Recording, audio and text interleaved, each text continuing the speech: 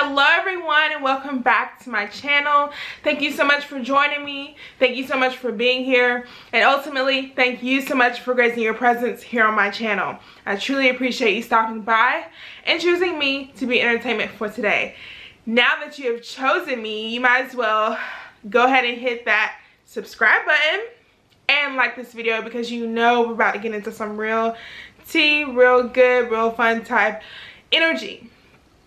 So I'm gonna let you do that while I get myself together. Okay, all right, I'm together.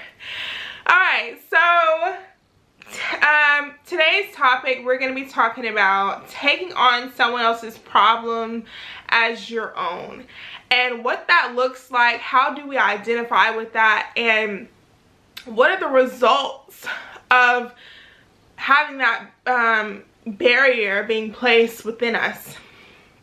And I just want to start by saying, like, this is a common thing that happens in everybody, with everybody, and to everybody.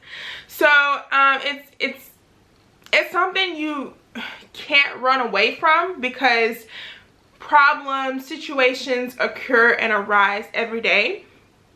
However, you can decide what you want to focus on, who you put your energy into, and how you want to really live your life. And do you always want to live your life worrying about someone else when you have 24/99 problems on yourself to worry about? And having the extra baggage is simply just that, baggage, something that you carry on the weight of your shoulders with on top of the world. And sometimes that can be a little stressful, if not very stressful. And we do this, and this can happen in men and women, but we more so do this when we feel guilty. We do this when we want to save face, when we want to be a helping hand. But a lot of times when we do that, we miss ourselves, right? We miss that we're treating ourselves just as how they're treating themselves, the person with the problem. So you identify their problem as your problem. And now, for instance, I'll give an example. When your friend goes through a bad breakup, or your friend, even as deep as losing a, still, how do I want to say this? Even as deep as losing a family member, or losing a job, having some sort of loss or confliction, we tend to say, you know what? They're my best friend, they're my boyfriend, they're my husband, they're my mother, they're my daughter. So I kind of have to caress this nature and their thoughts from them being so problematic. And by me doing that, I literally insert myself in that situation, in that problematic arena. So it's not that we sometimes purposely do it, but just listening to people will have us contemplating how we feel. And you take on that problem, and all of a sudden your whole day is flipped around, your whole mood has changed, your life has done a 360, all because of someone else's problem. Now, I'm not saying that don't be an ear for somebody, don't be a shoulder to for someone else, but be careful on how you let somebody define, interrupt your energy, because it can definitely be demeaning to your nature when you're trying to better yourself in this so-called gracious life, right? So how do we do that to where I'm not being mean to someone when I say, hey, I can't take it right now, sorry, but in a way where it's more subtle, and we can still save our friendship, save our relationship, save our ship, whatever ship that it is, with whomever we form it with. And I've learned this just taking it back to doing some research and actually reading about how this woman would take on, well, not, excuse me, it was flipped. This husband would take on his woman's problems, whether it was work problems, friend problems, family, you know, family issues, or even personal problems. He would take on the weight of the world for his woman because that's what he felt obligated to do. And later on in life, now he is in therapy. Now he is having that undecided nature within himself. Now he's undecisive. Now he is facing insecurities because he feels like he's not enough for his woman, or he's not even enough to stand on his own 2 feet to say, I'm gonna put my foot down now, or to say, okay, let's move on. Some people don't know how to move on from situations like that, and Garrett, it is kind of hard to move on, especially when somebody just boom dumped it on you. So and there's nothing wrong with going to therapy because of this. There's nothing wrong with recuperating your thoughts and having these different coping mechanisms to help better your situation and the way you think and the way you behave and your attitude towards things. There's nothing wrong with that. But you want to cause as less stress on yourself as much as possible. So again, going back to my question, how do we do that when we really love this person, when we care about this person, and this person confide in us a lot? Janae? That is a good question.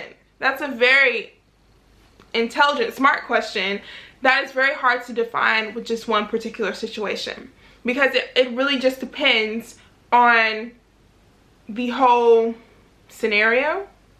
But I'm going to give you the underlying factor of how you should care for this person or their situation, more so, because their situation and the actual person are two different things, two different concepts, two different beings.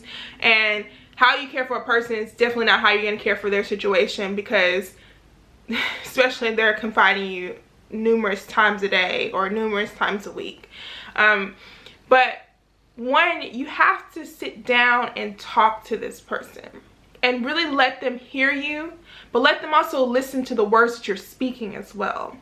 If you feel uncomfortable about a certain way or about a certain situation, you have to speak up and you say, hey babe, I respect what you've went through, but can we talk about this in a way that isn't so bearing on you, to where it doesn't revert back to me?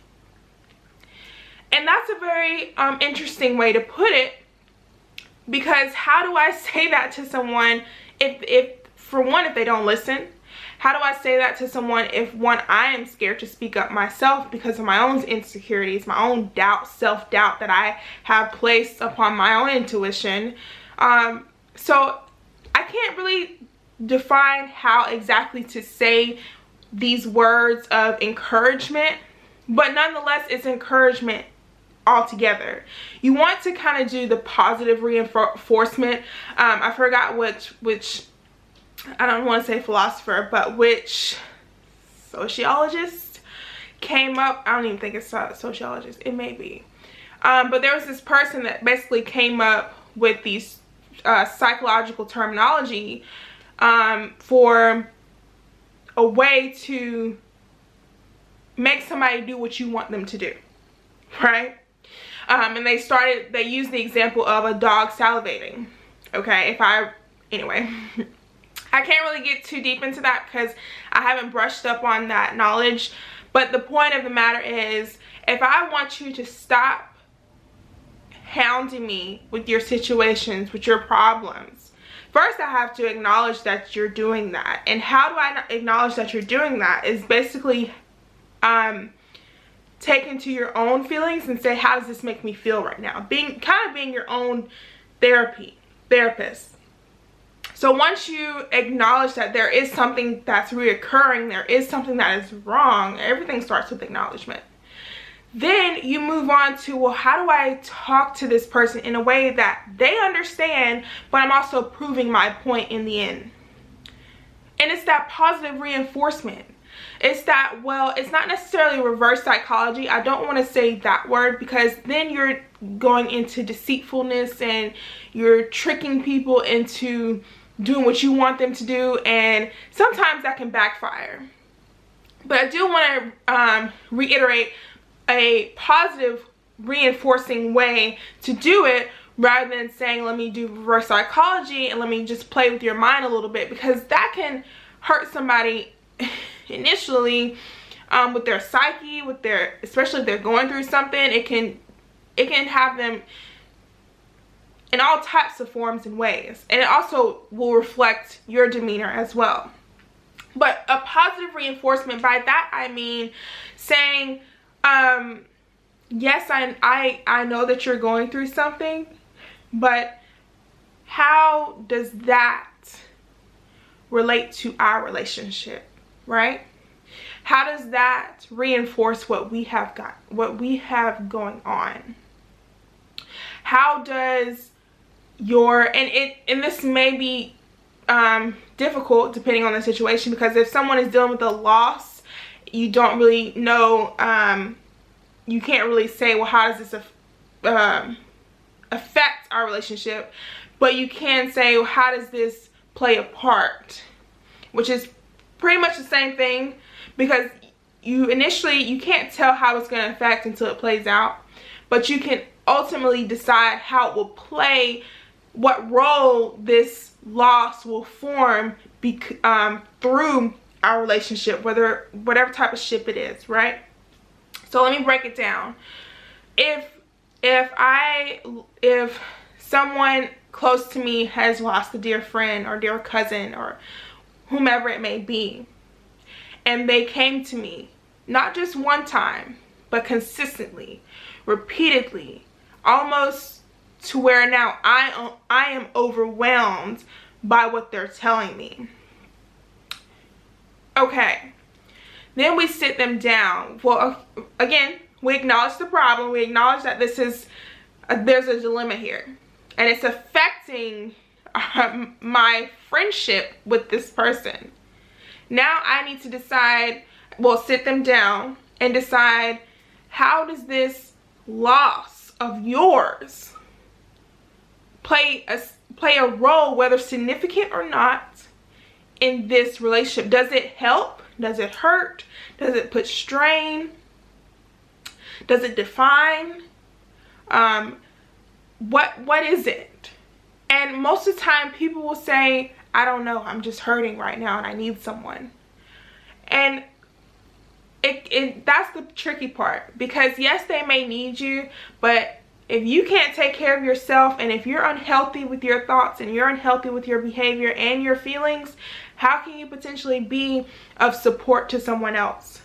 So when you ask them, how does it play a role, you can also follow up with, what do you need for you?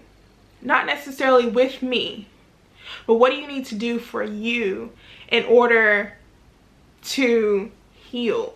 Because a lot of these conversations that you have with your friends, they're encouraging, but they're not to the point where you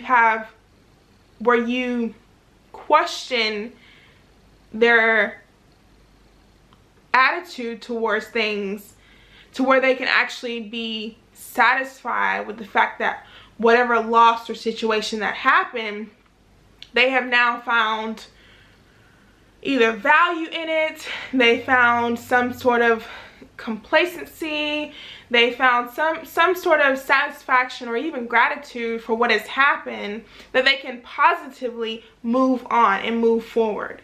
So it's really in all the way you express yourself. You know, you have to do it in a way where it makes them comforting, But at the same time, it makes them think about, now this is not something that I can fix. This is something that you have to fix yourself. Yes, I am here, but I am not your I am not your advisor. You know, that's the difference between a friend and an advisor, a friend and a therapist, and so forth and so forth and so forth. You know, a friend is a friend until they become an advisor, until they become a therapist. Then I'm basically just telling you what to do. So in order to keep people from coming to you with the same problem over and over and over, you have to give them pinpoints in their life, or pinpoint something in their life that makes them think for themselves. When people start to think for themselves, they start to need other people less, or not necessarily need, but depend on other people less. So if I can pick your brain a little bit and positively reinforce this situation, then it can not only help you out, which is really the person that needs help, but it can help me out, because now I don't have to sit here and hear the same thing, hear you groping and, you know, in this tough situation for a long period of time, because now I feel the weight of that and my life is going great. Or I feel the weight of that and my life is rocky. So putting a problem on top of a problem just causes a bigger fire.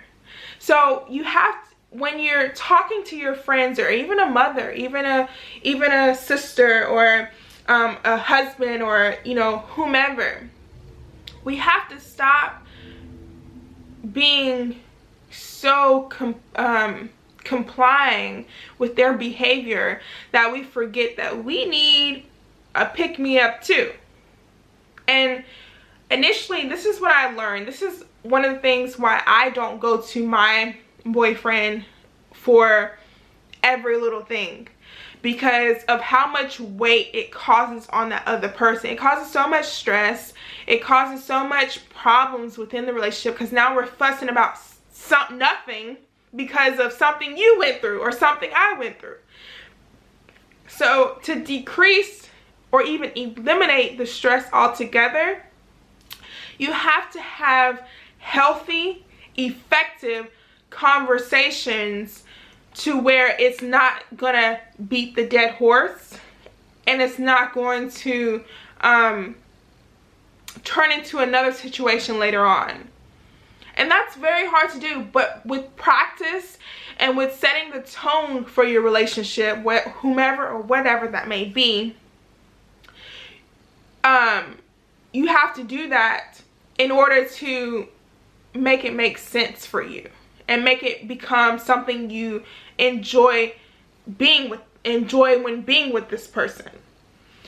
So that's a very tough topic, and that's something that I wanted to hit on, because a lot of times we wake up and we're thinking about things that don't even have nothing to do with us. And it's not because we're being selfish, it's not because we're being disheartening or the fact that we don't care, but it's more of the fact of the matter is that I can care, but only so much before I take on your grievances, before I take on your misery, or, you know, your stress. And now I'm stressed, we're stressed, and it just doesn't help the situation. It causes so much more problems when you don't have those healthy conversations. They're hard conversations nonetheless to have, but they're important and they're needed. So I can definitely touch on some more in another video of how to have healthy conversations with difficult people. How to have healthy conversations when your voice is cracking and you're not used to speaking up. That is something that I feel like strong people with soft voices have a hard time doing. Hello, I'm one of them. Because it just is. It's hard, because when your voice starts to crack, you're like, oh shoot, they're not listening, they're not hearing me out, they don't even care. So So why should I even continue? But it's needed, you know. And the start of a healthy relationship begins with communication. So I definitely want to put that out there for you guys, and just let you know that you don't have to take on these problems as your own. Some people just have to heal by themselves, or for themselves, I should say, in a way where it's not so, okay, what do I do now? Okay, he said this, she said this, okay, breathe, you know what I mean? Like, I can't tell you every step of your life, and neither should you tell someone else every step of their life. It doesn't work that way. It's not healthy that way. Some people need to learn to be alone for a while to get to know themselves, to get to know this feeling that they're feeling. And if they can't be alone because they've dealt with such a horrible loss, or, you know, of course, be there, but maybe be there in silence. Not everything needs words, right? Because sometimes taking that, enforcing those words out initially comes back to you stronger. So sometimes you don't even need to say anything. Sometimes silence is the best answer. But then, of course, when people want advice, that's when you go into that positive reinforcement of, hey, I understand you're going through this, but now let's figure out, like, how can you move forward to where it doesn't significantly hurt or damage you, nor me, or what we built, which is some type of ship. So thank you guys so much for tuning in, for listening, hearing what I have to say. I hope that was pretty well thought out for you, and it was well said nonetheless, and to a point to where you understood what I meant when it came to positive reinforcement, when it came to unrelated stress that you cause on yourself. All of those things are key points to when someone is bearing and weighing you down. Not all the time do you need to cut somebody off to get them to prove your point. Sometimes you just have to speak up and say what you feel, but in a positive way that reinforces their nature to understand, hey, I acknowledge how this is making my other person feel. Now I have to accept what I am feeling so I don't weigh this other person down. Whew. Child, am I speaking today, or am I speaking today? All right, guys. Thanks so much for watching. Before you go, I just wanted to reinstate or just introduce you guys again to this lip color I am wearing. This is number 20, Teach Me How to Flirt, and you can find it only at jfinessebeauty.com. I would love to see you there. I would love to see your support, and I would love to see this color on you. Alright guys, again, I appreciate your view, I appreciate your comments, and I appreciate you liking and subscribing to more. Alright, I'll see you next time. Peace out.